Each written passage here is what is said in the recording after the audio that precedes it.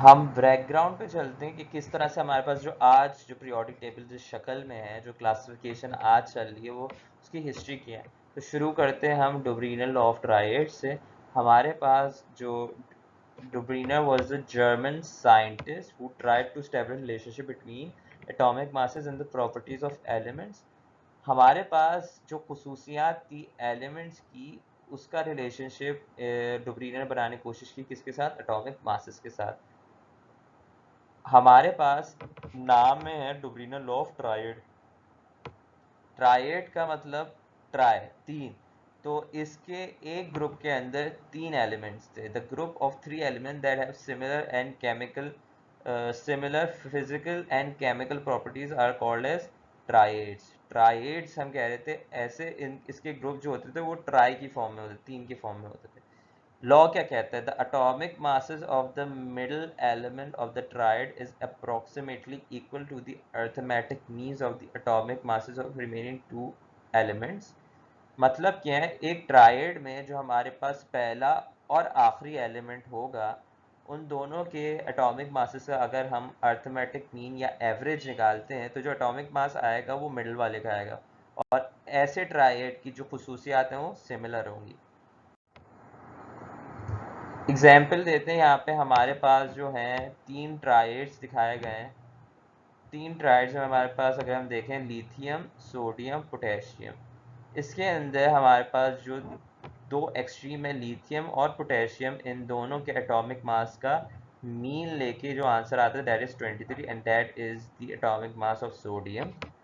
अगर हम दो ग्रुप्स बी और सी भी देखें, तो उसके अंदर कैल्शियम और बेरियम का जो एवरेज है that is approximately equal to strontium's atomic mass, और क्लोरीन और आयोडीन का जो हमारे पास जो है वो एवरेज है that is very close to the bromine.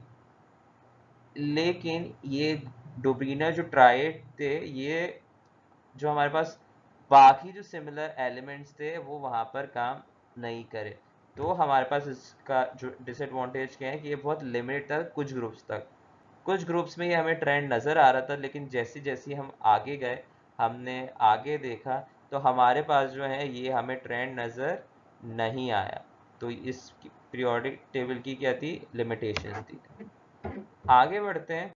Second law is the Newland law of octave. हमारे पास न्यूलैंड का था लॉ ऑफ ऑक्टेव।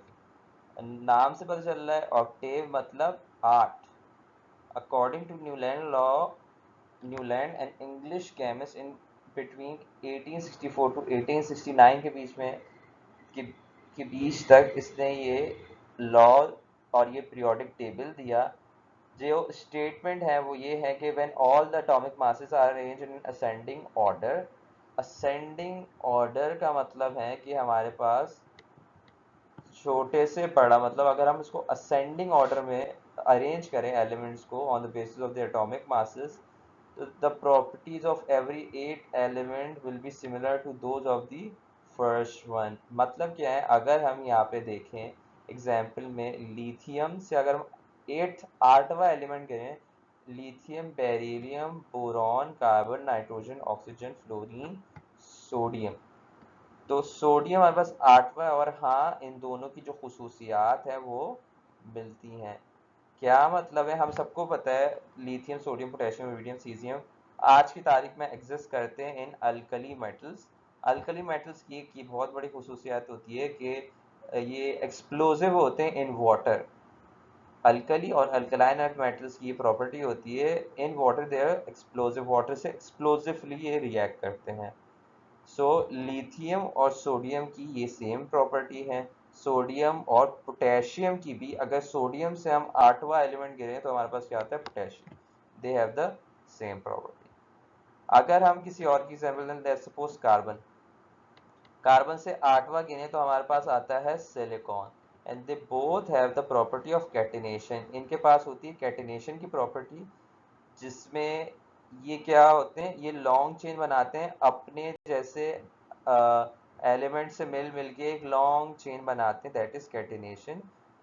तो हमारे पास न्यूलैंड लॉ ऑफ ऑक्टेव बोलता है कि जिस तरह से हमारे पास 8 सुर होते हैं, सा रे गा मा पा दा नी सा।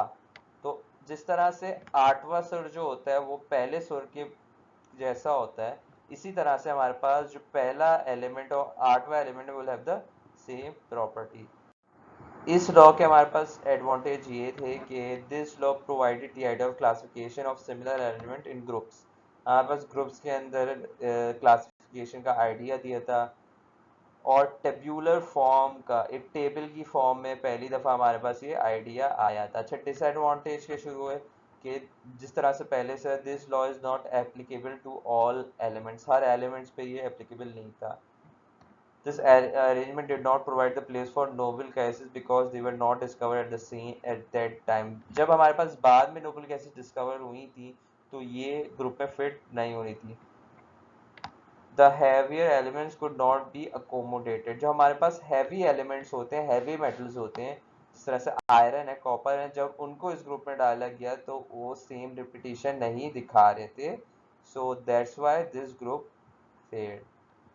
आगे चलते हैं और हम Thank you for listening.